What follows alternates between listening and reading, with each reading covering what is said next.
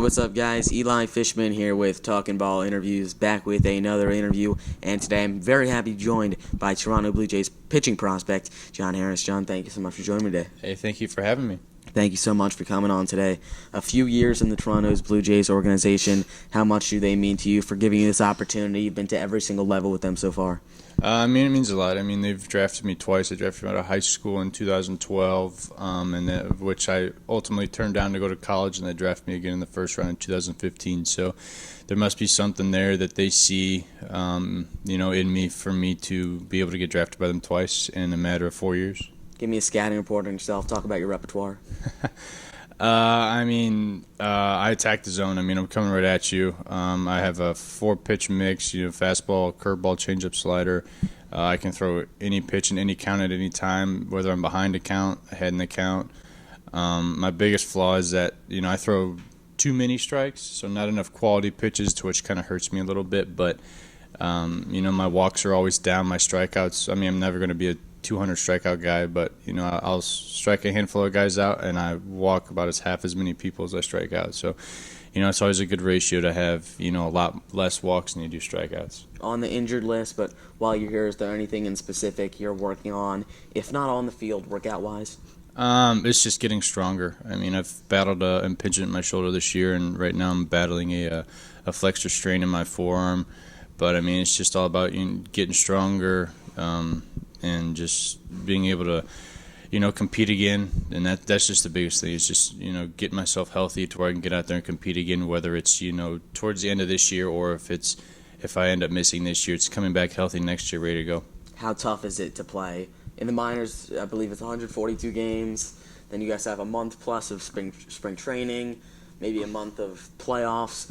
How tough is it to go through the motions every single day in a minor league season and, throw so often every single day, and how tough is that? I wouldn't say it's tough. It's just knowing your body, knowing your schedule, where you're gonna be, when you're gonna throw, high, and everything like that. So if you say you're going on a road trip, when I was in New Hampshire this year, we went on a 11-day road trip between Reading, Portland, and Trenton, and so we have an off day where we traveled, and so it's you.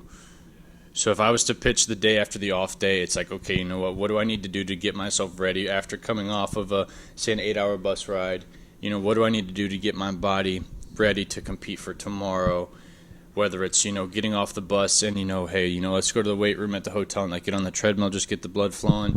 Or whether it's, okay, I need to get to the field a little early tomorrow to start my routine a little earlier so I can get the body woken up and kind of out of that, jet lag state of being on a bus. But it's a grind. Especially when you go, Eastern League, you're traveling from Portland, Maine, all the way down to Richmond, Virginia, and then all the way to, Akron, Ohio. So it's a very broad, very wide spectrum for as far as teams go. And yeah, it's a grind. 12-hour bus rides are not fun. They're not easy, but we love this game. So if we're in this game for a reason. We know we got to make our sacrifices, and that's just the biggest thing. And some guys can take it, some guys complain about it. But if you want to complain about it, you can go work a 9-to-5 job. And some people will would kill to have the position that we have, no matter what they have to sacrifice to do it. And if it's, hey, I'll sit on a bus for 12 hours and go to Richmond, or 13 hours and go to Akron, as long as I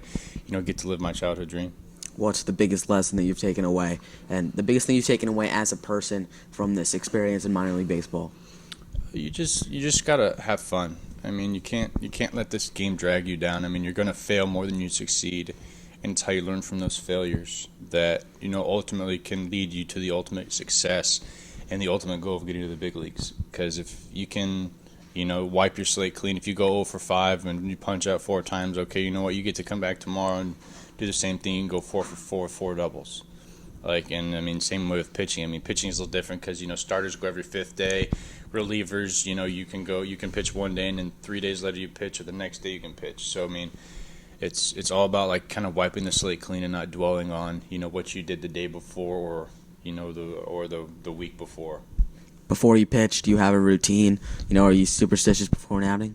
I'm not really superstitious, but I like to try to keep things as similar as possible I mean, granted, there's going to be clubhouses I go to where they're not going to have certain things for me to do to utilize in order for me to get ready. But you know what? I try to keep my routine as excuse me, as to the point as possible and the same as possible. So but like you said, it's the minor leagues. You don't have the luxury of being in the big leagues where you have everything at your disposal. Sometimes in the minor leagues you have to, make do with what you have. What are some goals for you? Short term and long term, coming off that injury. Are you going to be back later this season? Expectations, yes. I expect to be back at the end of the year, but depending on certain circumstances, because I haven't thrown a baseball yet, so that's what the key is how it's going to feel when I'm throwing. But short term is just get healthy and get myself ready in the off season. Start doing everything a little earlier since this year's kind of a wash for me.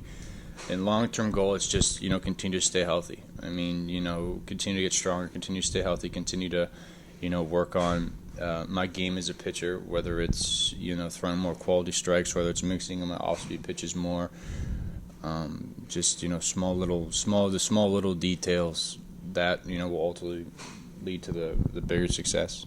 The Blue Jays in the MLB they're struggling a little bit right now, specifically pitching-wise. They might be trading away some people soon. Knowing that when you come back, a couple good outings could put you on an MLB roster. Is that something you think about?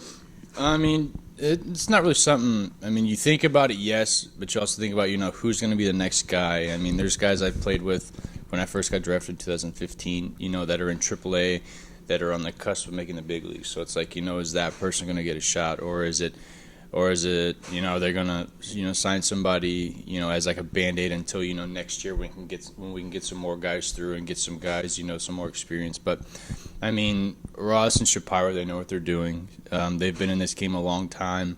They have an idea of what they need to do, to get this team to the next level. So I mean, we have, the utmost faith and the utmost trust in those two guys to, turn the corner and get these Blue Jays back into playoff contention. Do you, as a Blue Jay, pay attention to the trade rumors? And, will you look at Twitter and stuff like that, looking at the Marcus Stroman stuff and, reading about the Blue Jays' potential future? It's not that hard, to see it when, you turn on Twitter, you open Twitter, open Instagram, and, you follow a lot of MLB pages or ESPN, and then, you're going to see all those initial rumors, but that's all they really are, is rumors. People can speculate, this is so-and-so's getting traded here, so-and-so's going to get traded there, but, until you actually see it happen, that's all it is, just rumors. But, it's, like I said, these GMs know what they're doing, these GMs know what they need to make their team better, to make their team playoff contenders, and, they have the job, they have their job for a reason, so, they're going to do what they need to do to make their team ultimately successful. What's your pitching philosophy? Just one pitch at a time, one out at a time, one inning at a time. Don't try to look too far ahead, because when you start looking ahead, then that's when things can kind of, stuff can hit the fan. You just got to, take it one pitch at a time and make one quality pitch at a time, and don't try to do too much. If you try to overdo it, then that's when usually you make a mistake. Just keep it simple, keep it straightforward, and, you just make your pitches one pitch at a time. All right, man. Thank you so much for joining me today. Much, much appreciated, and good luck to you in your career. Thank you, bud.